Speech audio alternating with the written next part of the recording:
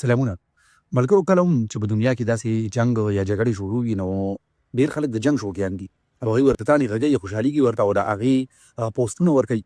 زه د جنګ نه سخت نفرت د جنګ نه د نفرت وجه څه ده یو واقعه درته د مثال په توګه باندې پیش کړو. شلمه صدای کې جاپان چې کوم دین دا د دنیا یو لوی بدمعاش ملک او د چین یوه لویه علاقه لویه حصه چې نن د جاپان په قبضه کې وه او دی به هلته کې د خپل جذباتي تسکین دپاره روحاني تسکین دپاره چینیانو باندې ظلمونه کول په کتارونو کې به یې ودرول نښې به یې صحیح کولو یا هغوی به یې مړول بیخي بې بادي هېڅ به یې په دی باندې خپله بدماشي دومره غالبه شوه چې د دویم جنګ عظیم په زمانه کې چې دی هم په جنګ کې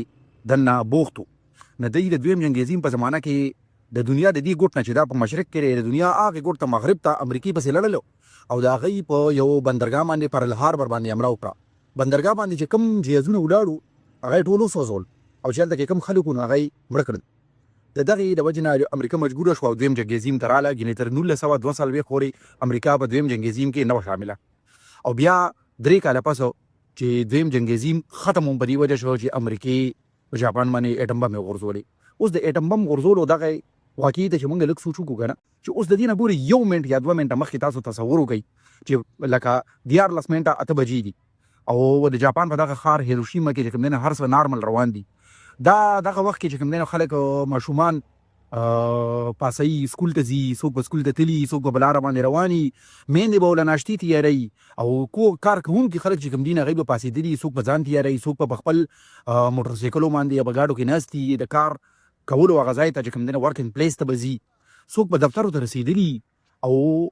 د دې نه صرف 1 منټ یا 2 منټه پس په باندې په 8 بجې باندې ټول خلک چې کوم ځای کې یا په سفر کې دی یا په کور کې دی یا ودرې یا کار کوي یا کار ته ځان تیاروي په دی باندې د اسمان نه اور راپرېوت د اټم بم په شکل کې او دغه خلک چې کوم دی نه دوی پکې ایره شو، دوی پکې اوس وځېدل.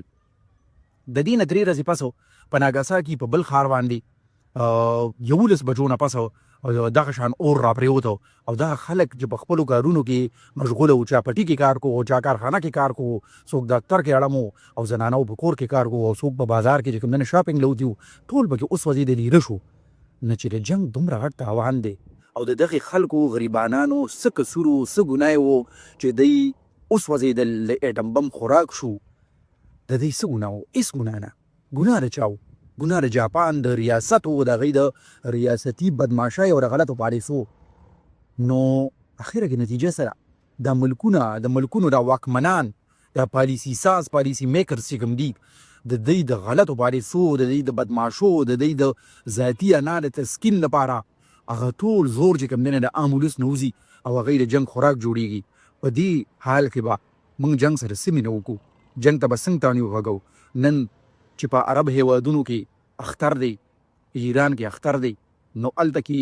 د جنګ هغه بولي چې کوم دی نه شروع ده، نو جنګ ته به څه تانې وغږو؟ جنګ چې چېرته هم دی او څوک یې هم کوي بد کوي، اوربند پکار دی، جنګ بندي پکار ده. په دې هیله چې دا اختر دی په ټوله دنیا کې د امن زیری شي د لوی الله په